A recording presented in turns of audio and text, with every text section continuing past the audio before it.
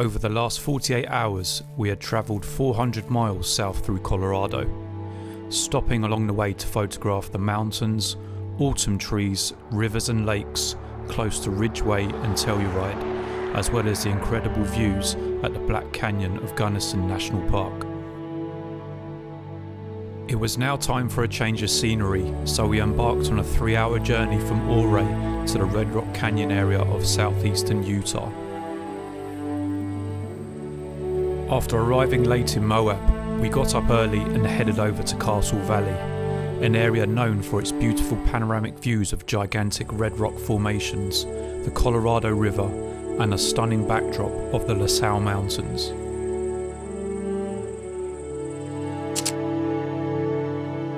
As we drove through the valley, we stopped in various areas near to the Fisher Towers to take some shots by the river using the Leica SL2-S paired with the Leica Elmarit 24-70mm lens. The one thing I love about this camera is its ability to shoot with a 3:1 panoramic ratio, which I think suits these landscapes perfectly.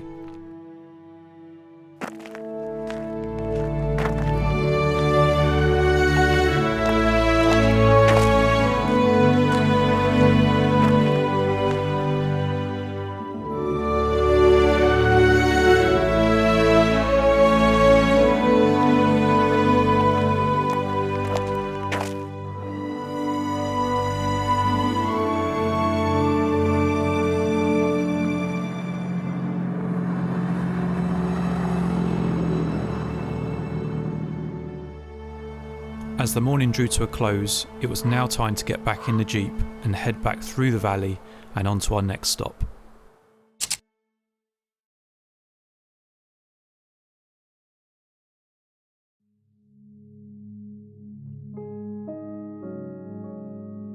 Arches National Park boasts the largest concentration of natural stone arches in the world. It's also home to a diverse range of red rock formations, towering pinnacles, and rugged canyons. This precarious formation is called the Balanced Rock. It stands at 128 feet tall and weighs over 3,600 tons.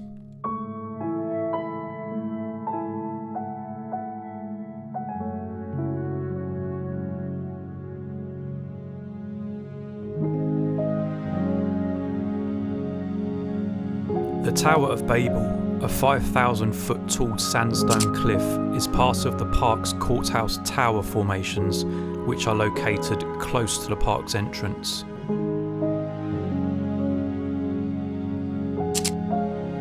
We only had a few hours in order to explore the park, so we spent the afternoon driving the loop, stopping off at various viewpoints to photograph the desert landscapes and all of its unusual rock formations.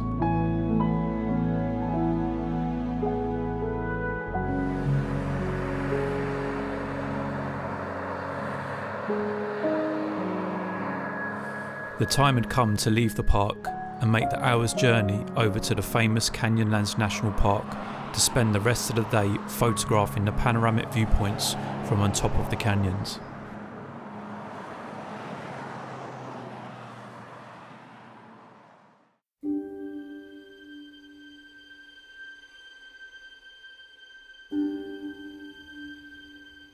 We had reached the Islands in the Sky district of Canyonlands at around 3 p.m. The sun was shining, the rocks were displaying shades of muted reds and oranges, and the dry desert wind would occasionally make a howling sound in the distance.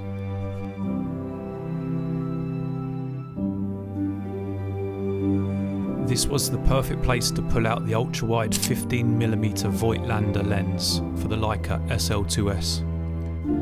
Not one for being scared of heights, Mike perched himself on the edge of the canyon to take some photos of the Green River down below. And as well as photographing the views, I also documented a few shots that included some people in order to add some scale and natural life to the desert images.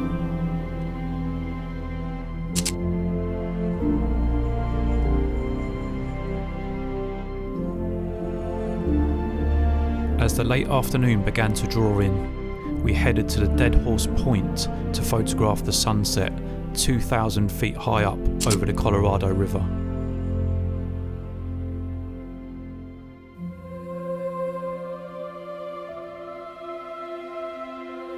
This was the perfect time to photograph the Red Rock Canyons of Utah, as the lower the sun would drop over the horizon, the deeper the saturated colours and the softer the shadows within the canyon would become.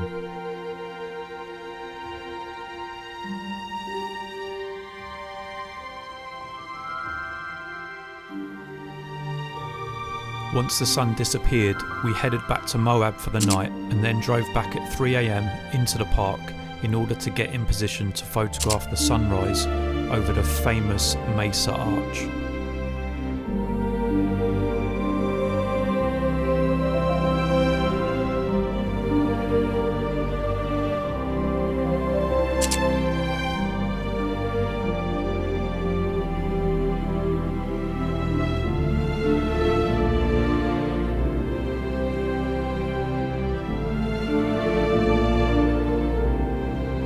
The underside of the arch glowed a fluorescent orange as the sun ascended over the horizon. This was the last and also my favourite photography outing from our Colorado and Utah trip. However, our time in America had come to an end and it was now time to head back to Denver to catch our flight back to London the following morning.